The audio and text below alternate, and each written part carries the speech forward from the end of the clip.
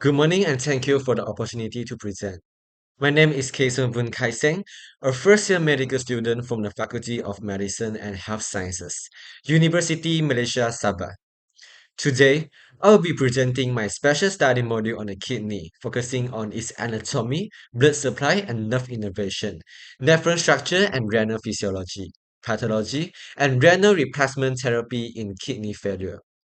The kidney is a small organ, but it performs a remarkably wide range of function, from filtering blood, regulating electrolytes and acid-base balance, controlling blood pressure to producing hormones such as erythropoietin and activating vitamin D.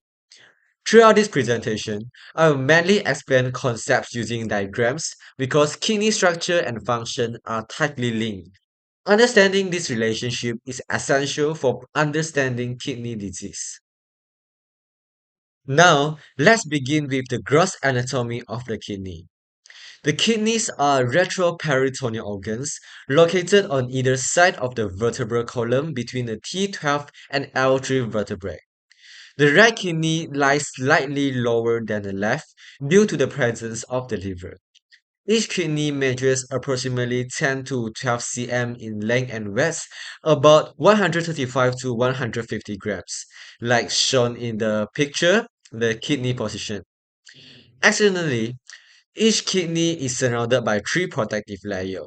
The renal capsule is a thin but tough fibrous layer that protects the kidney from trauma and infection. Surrounding this is the adipose capsule, which cushions the kidney and helps maintain its position. The outermost layer is the renal fascia, which anchors the kidney to surrounding structures. Clinically, disruption of these layers can predispose to kidney mobility or trauma-related injury. Internally, like shown in the third diagram, the kidney is divided into two main regions, which is the renal cortex, which contains renal corpuscles and convoluted tubules, and the renal medulla, which is organized into renal pyramids, like here. The apex of each pyramid forms a renal papilla, which drains urine into a minor calyx. Several minor calyces join to form major calyces, which the drain into renal pelvis before urine enters the ureter. An important concept here is that once filtrate enters the calyces, it is considered urine, and because no further reabsorption occurs beyond this point. Any obstruction along this pathway, such as kidney stone, can increase pressure and damage kidney tissue.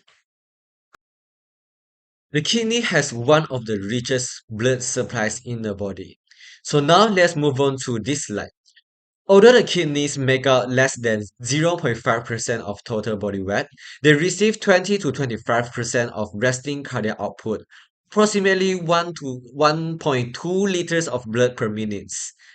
Blood enters the kidney via renal artery, which branches into segmental arteries, interlobar arteries, arcuate arteries, and interlobular arteries again, and at the end into afferent arterioles, which afferent arteriole supplies a glomerulus where filtration occurs.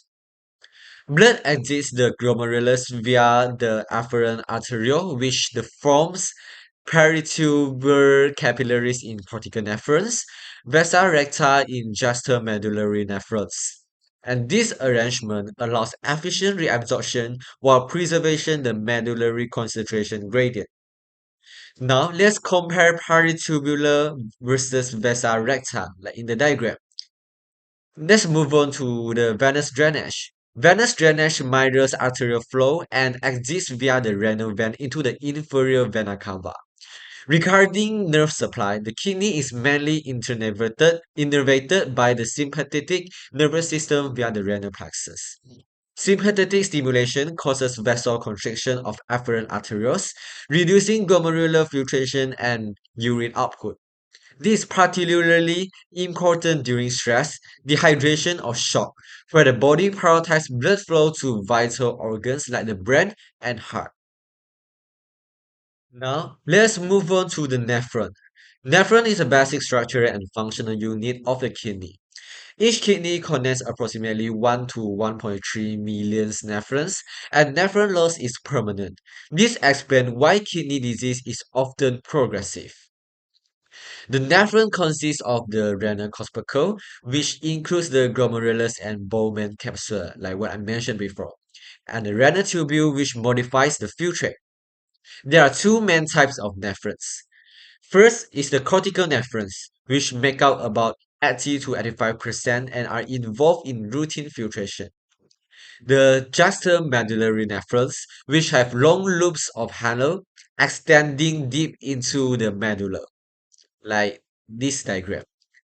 The juxtamedullary nephrons are crucial for producing concentrated urine, particularly during dehydration. Damage to these nephrons reduces the kidney ability to conserve water, leading to dilute urine even when fluid is limited.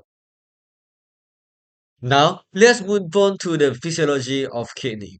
Renal physiology can be summarized through the process of urine formation, which involve three main steps. And first is the glomerular filtration. Filtration occurs due to high hydrostatic pressure in the glomerulus. Water and small solutes pass through the filtration membrane, while proteins and blood cells are restrained. The filtered fluid is called glomerular filtrate. And the second one is the tubular reabsorption. The kidney reabsorbs approximately 99% of filtered water, and the proximal convoluted tubule reabsorbs most sodium, water, glucose, and amino acids. The loop of Hahn establishes an osmotic gradient, allowing the kidney to produce either concentrated or dilute urine. Like from the diagram, you can see the descending and the ascending limb. The third one is the tubular secretion. Additional waste such as hydrogen ions, potassium, and drugs are secreted into the tubular fluid, helping regulate acid-base balance and electrolyte levels. Like here, the collecting duct is hormonally regulated. The ADH increases water reabsorption, and the aldosterone increases sodium reabsorption and potassium secretion. Through these mechanisms, the kidney maintains blood pressure, osmolarity, and pH value. Let us move on to the pathology. One of the most important renal diseases is chronic kidney disease or CKD. CKD is defined by progressive and irreversible loss of nephron function lasting more than 3 months. The two most common causes are diabetes mellitus, which damages glomerular capillaries, and hypertension, which causes progressive vascular and glomerular injury. Early CKD is often asymptomatic, but as the disease progresses, patients develop edema, anemia, metabolic acidosis, electrolyte imbalance, and uremia. And other important pathologies include autosomal dominant polycystic kidney disease, where cyst growth compresses functional tissue, and kidney stone, which also known as renal calculi, which form due to urine supersaturation, commonly from dehydration. And this condition highlights how structural abnormalities impair renal function. When kidney failure reaches the end stage, renal replacement therapy is required to sustain life. Hemodialysis. Hemodialysis remove waste products and excess fluid using an external machine, usually performed 3 times per week. Peritoneal dialysis uses the peritoneum as a semi-permeable membrane, allowing home-based treatment. So you can see on the diagram, the most effective long-term treatment is kidney transplantation, which restores near normal kidney function. However, transplant recipients require lifelong immunosuppressive therapy and careful monitoring to prevent rejection. At the end, in conclusion, the kidney is a complex and vital organ essential for maintaining internal homeostasis. Kidney diseases are common, often silent, but largely preventable through early detection and proper management. Understanding kidney anatomy and physiology is fundamental to preventing, diagnosing, and treating renal diseases.